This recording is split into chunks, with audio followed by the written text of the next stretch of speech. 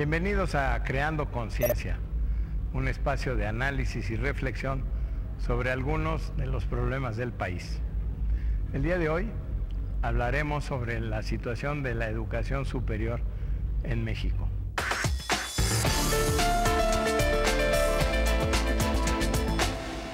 Actualmente en nuestro país, solo 1 de cada 4 jóvenes entre 17 y 23 años puede ingresar a la universidad. No es por falta de capacidad o deseo, sino por múltiples factores, entre los cuales se encuentra la falta de planeación y los bajos presupuestos. La inversión por alumno en educación superior en México es de las 4 más pobres de la Organización para la Cooperación y el Desarrollo Económico, y se encuentra muy por debajo de la media internacional, incluyendo a Chile, Brasil y España. Ello ha provocado que la demanda educativa no pueda atenderse como debiera. Entre los años de 1994 al 2005, la tasa de crecimiento de las instituciones de educación superior privadas fue 3.5 veces mayor en comparación con las públicas. Es decir, por cada 2 nuevas instituciones de educación superior pública, la mayoría de tipo tecnológico y politécnicas, que no son en realidad universidades, se crearon 6 particulares, según un estudio realizado por el Centro de Estudios sobre la Universidad y la Academia Mexicana de Ciencias. Una de las principales riquezas de México es su juventud, ya que casi la tercera parte de su población tiene menos de 30 años de edad. Lamentablemente, no estamos creando las oportunidades de desarrollo que requieren.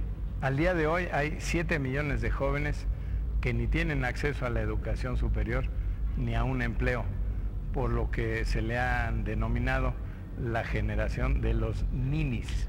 En 2009, más de 80,000 jóvenes quedaron sin lugar en las universidades públicas, en parte por falta de cupo y en parte por falta de recursos. La pobreza es para muchos un obstáculo para entrar y además para permanecer en la escuela.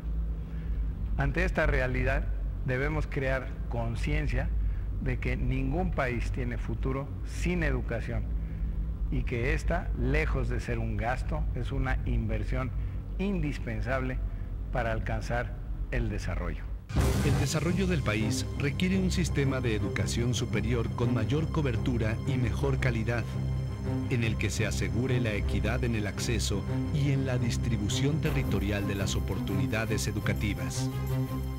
Para incrementar la cobertura con equidad, no solo es necesario ampliar y diversificar la oferta educativa, sino también acercarla a los grupos sociales con menos posibilidades de acceso, de forma tal que su participación en la educación superior corresponda cada vez más a su presencia en el conjunto de la población y lograr que los programas educativos sean de buena calidad para que todo mexicano, con independencia de la institución en que decida cursar sus estudios, cuente con posibilidades reales de obtener una formación adecuada. El 73% de los estudiantes de Aragón tiene un problema de supervivencia económica.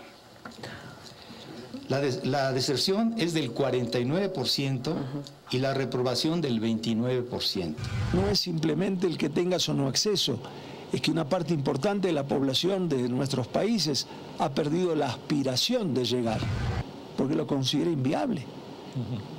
Entonces ahí hay un debate que es donde necesariamente, por lo que bien decías recién, obliga a la universidad a participar del debate sobre las condiciones sociales, económicas y políticas del país, porque de otro modo podemos mantener la ficción de una universidad abierta a todos, pero una realidad social que lo impide. En general, durante la última década, el gasto en educación ha aumentado en cerca de la mitad de los países por encima del crecimiento del Producto Interno Bruto. En la educación superior, sin embargo, los incrementos en el gasto no han logrado mantenerse a la par del nivel de incremento en la matrícula, lo que ha llevado a una menor inversión por alumno en una tercera parte de los países miembros de la Organización para la Cooperación y el Desarrollo Económico, OCDE. México va a crecer, según sus proyecciones, hasta fines de 2010 a una tasa de 4.1, es lo que pronostica Hacienda, 4.1, y el año que entra, 2011, va a ser también de 4.1. Pero están proyectando una inflación de 6.4%. Cuando hace uno la relación entre proyección de crecimiento sobre la base del 4.1 del PIB respecto a la inflación, ¿saben cuánto crece el presupuesto de la UNAM? 0. El del Poli, 0. El de la UAM, 0. El de toda la educación superior pública, 0. El del sistema de bachillerato de la media superior, 0. Digo, formalmente, nominalmente 4%, pero si le metes la inflación del 6, pues no te queda nada, ¿no? Hay un aumento de 270, pues 230% a educación tecnológica. Imagínense, de 0 a 230, solamente educación tecnológica. Y a 4 programas con subsidio del gobierno federal a privados, crece un 8%. Pues ya, caray, ¿qué escenario para el 2011? A partir de los resultados que diversos organismos internacionales publicaron durante la década de los 90 sobre la rentabilidad económica de la escolaridad, los cuales mostraban que la inversión hecha en educación básica tenía una tasa de retorno social más alta que la educación superior, algunos países redujeron sus programas de apoyo financiero a esta última. Se adoptaron mecanismos del mercado internacional sin tomar en consideración las condiciones regionales y nacionales. Así, se condujo a las universidades públicas a desarticularse de las identidades locales en favor de las tendencias globales y a adoptar esquemas de competencia internacional. Entre otros aspectos, estos esquemas justificaban el cobro de cuotas o incremento de las mismas. Se trataba de un modelo elitista de investigación y educación incongruente con el de la Universidad Pública Mexicana, que en los últimos 100 años ha sido un elemento intrínseco al proyecto de nación. Nuestras universidades públicas están comprometidas y son corresponsables sociales para el planteamiento y la resolución de los principales problemas nacionales, más allá de los intereses de carácter empresarial o político. En México, la participación de la educación privada en la matrícula total de la educación superior rebasa el 30%.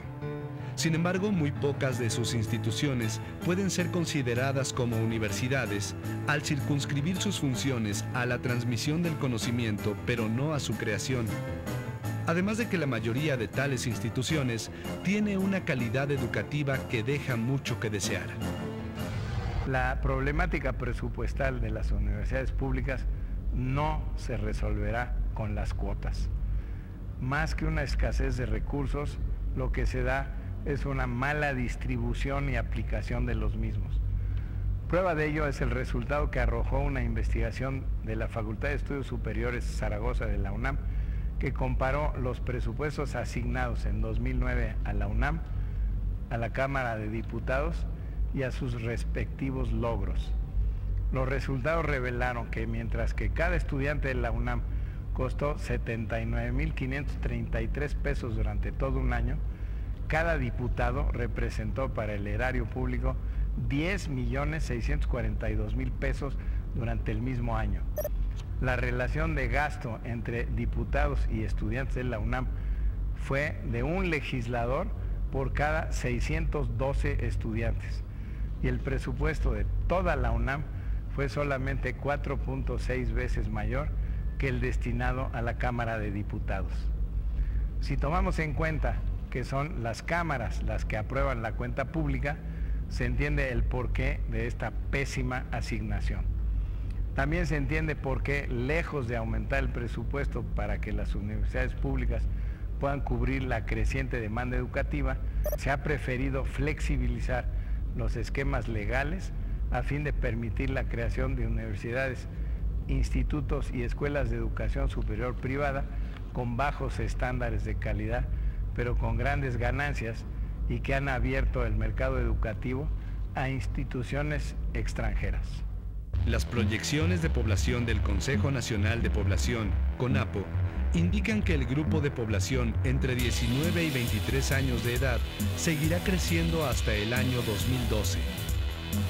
Si para el 2030 se propusiera alcanzar una cobertura equivalente a la que actualmente tienen los países más desarrollados de la OCDE, aproximadamente del 50%, la matrícula en el sistema de educación superior entre 2012 y 2030 requerirá aumentar a una tasa anual del 2%.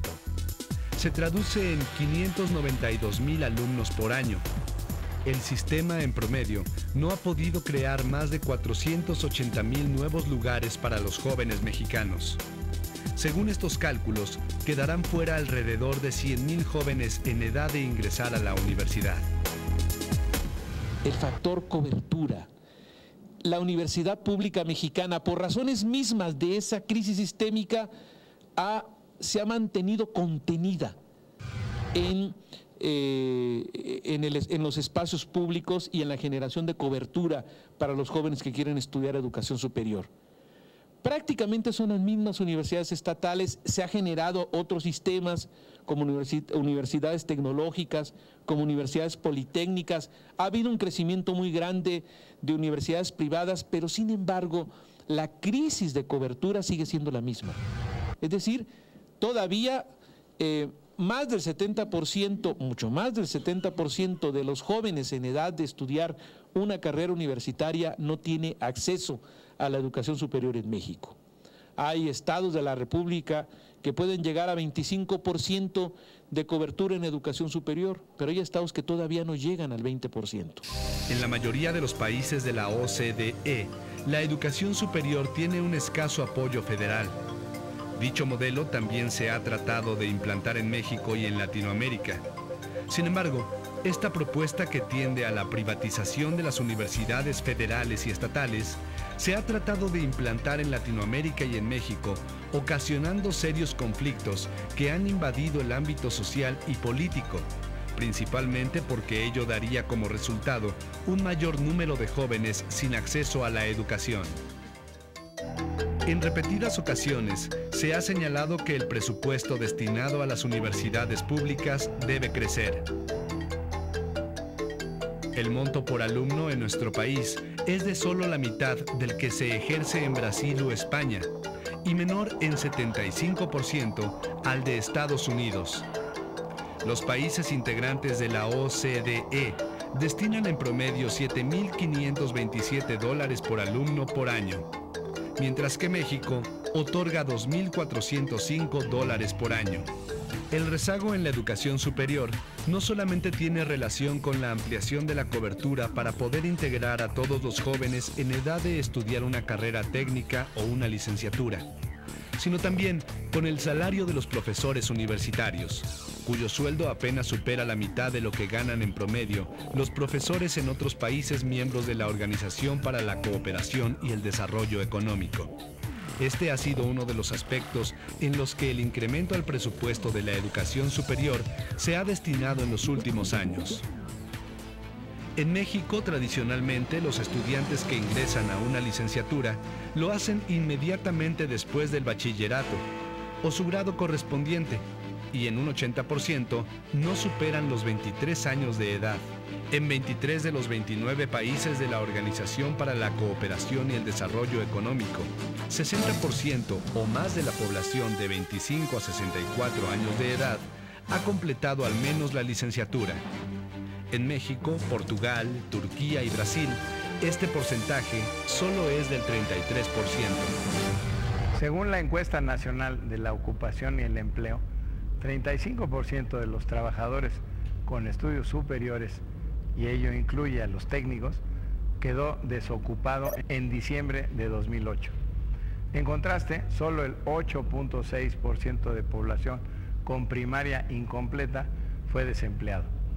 Ello significa que más de 70,000 egresados universitarios se encontraban sin trabajo ubicándose en el primer lugar de los desempleados del país, seguidos muy de cerca por quienes cuentan con estudios de secundaria. Este panorama responde a un sistema industrial con bajo desarrollo tecnológico. Ahora bien, si es un reto alcanzar un lugar en el sistema de instituciones públicas de educación superior en el país, al que solo ingresa 1/3 de la población en edad de estudiar ese nivel, de los que se gradúan, solo el 1% continúa con estudios superiores como maestría, doctorado y postdoctorado. Durante las últimas 3 décadas, el CONACYT ha otorgado alrededor de 100,000 becas crédito. La mayor parte fue para estudios dentro del mismo país, 75%. Los estudios de posgrado en líneas de investigación de punta para los campos científicos y tecnológicos se cursan casi en su totalidad fuera de México. Cerca de un 5% de los estudiantes beneficiados con una beca crédito al extranjero se quedó fuera del país, en lo que se ha llamado fuga de cerebros o circulación de talentos, según el subsecretario de Educación Superior, Rodolfo Tuirán, dado que muchos de ellos finalmente regresan al país. La nación que recibe a la mayor parte de profesionistas connacionales es Estados Unidos, con un 60%. Los países europeos reciben alrededor del 26% y Canadá 5%. En marzo de 2009, el subsecretario Tuirán señaló que el promedio anual de migrantes calificados con licenciatura o posgrado se elevó a 20,000 entre 2000 y 2005. De acuerdo con cifras presentadas por la Secretaría de Educación Pública, en Estados Unidos había en 2008 865,000 profesionistas mexicanos, de los cuales 53% tenía licenciatura, 14% maestría o doctorado y 31% tenía grado de técnico superior universitario. En el periodo 2006-2008, ingresaron a Estados Unidos alrededor de 40,000, lo que da un promedio de poco menos de 15,000 por año. Sin embargo, eso no es por sí solo lo más importante, sino que el país pierde un potencial de desarrollo que le ha costado mucho trabajo lograr.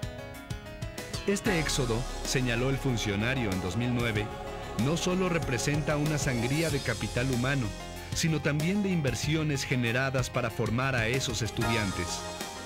En conjunto, los talentos que se han ido le han costado a México 100,000 millones de pesos. A lo anterior podríamos sumar las regalías que tenemos que pagar por desarrollos que nuestros propios estudiantes han generado. El CONACYT admite que el mercado laboral mexicano no puede absorber a los doctores formados fuera, y una muestra es el Sistema Nacional de Investigadores, que solo integra a 22% de los egresados de universidades e institutos extranjeros. Y todos los países pobres estamos de acuerdo que para aumentar los niveles de productividad hay que mejorar los niveles de educación de nuestros pueblos. Y los países pobres están de acuerdo con eso. Es más, invierten una parte importante de sus recursos en educación. Y se endeudan. Piden préstamos para mejorar la educación. Pero ¿qué es lo que ocurre? Una parte de los que egresan migran a los países desarrollados, generando un subsidio implícito de los países pobres a los países ricos. ¿Quién nos compensa el costo de formación de quienes migran? ¿Por qué este subsidio implícito a los países desarrollados? En su informe Reviews of Innovation Policy México, presentado en 2009 por la OCDE, se señala que en 2007 y 2008, México ha perdido competitividad en actividades basadas en el conocimiento. Tiene el más bajo nivel de los países miembros de la organización en productividad científica, formación de recursos humanos en ciencia, inversión en ciencia y tecnología, educación en ciencia y en solicitudes de patentes. Conforme a datos del Instituto Mexicano de la Propiedad Industrial, INPI, a la fecha hay una caída de 13% en el registro de marcas y de 17% en solicitudes de patente. Para 2010 se prevé que estas últimas podrían alcanzar las 14,000. Los rubros industriales que más solicitan patentes son el farmacéutico, electrónico, eléctrico, metalmecánico y químico. Vale señalar además que del total de peticiones, apenas 4% es de mexicanos. Las profesiones ya no son las profesiones liberales, pero ni siquiera acotada a un cierto campo, sino que cruzan varios campos.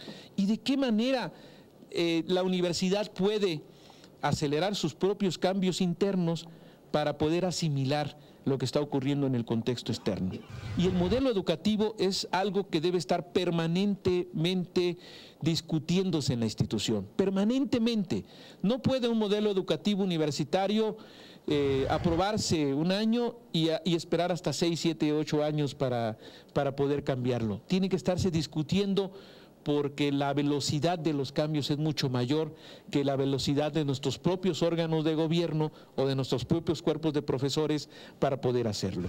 La educación superior pública es un baluarte que debemos cuidar como país, no solo por lo que representa para quienes acceden a ella en términos de trabajo y movilidad social, sino también como constructora de lo social.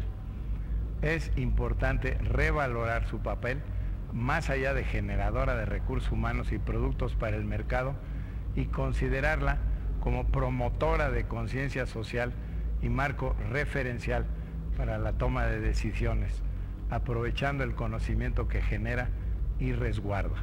Corresponde a la universidad contrastar la inercia que reduce lo universitario estrictamente al mercado. No caer en la postura también de nada para el mercado. Nunca fue así la universidad, ¿no? Pero sí de ampliar las miras de nuevo y decir, eso puede estar bien, pero hay muchas más cosas que hacer. La universidad es un espacio de construcción de un proyecto de Estado, de identidad, de cultura, de política, de sociedad y de economía, aquí es muy importante, de construcción de pensamiento económico. No podemos seguir viviendo en esto que ya se ha señalado varias veces, este pacto de silencio de las universidades respecto del país. ¿Sí? Eso es increíble. Y creo yo que eso se debe a que la NUYES no deja hablar, a que el gobierno federal tiene tal influencia en el financiamiento y tan condicionado que para un rector es un riesgo mortal en términos financieros el empezar a decir que se necesita otro país, por ejemplo. El rector Narro lo puede decir porque, bueno, la UNAM es la UNAM, ¿sí? Es otro país latinoamericano casi, ¿sí? Pero no lo puede decir el de Aguascalientes o el de Sinaloa, que está verdaderamente hasta el cuello de la presión. Por ello es importante, 1, defender a la universidad pública gratuita y laica. 2, incrementar de manera sustancial la inversión en educación superior hasta lograr cubrir la demanda, garantizando el acceso y la permanencia de todos los jóvenes que aspiren a ella, a fin de que la condición social no sea una condicionante. 3, replantear el paradigma de las universidades que se ha reducido a resolver necesidades del mercado y desarrollar modelos pedagógicos que cultiven habilidades como la creatividad, la reflexión, el debate de ideas, la colaboración, así como la interacción crítica fuera del salón de clases. 4, adecuar sus propias estructuras internas a este nuevo paradigma. 5, fortalecer el vínculo entre la educación superior, la investigación científica, las ciencias sociales, las humanidades, el desarrollo tecnológico, la innovación y la sociedad. 6, desarrollar políticas de empleo que promuevan la inserción de los egresados al campo laboral público y privado, de acuerdo con su preparación y especialidad, incluyendo áreas de frontera, a fin de fortalecer los sectores productivos, gubernamentales, sociales y culturales. Esperamos haber creado conciencia sobre este importante reto para nuestro desarrollo como nación y sobre la importancia del papel de la universidad pública en nuestra sociedad. Hasta la próxima semana en otro programa de Creando Conciencia.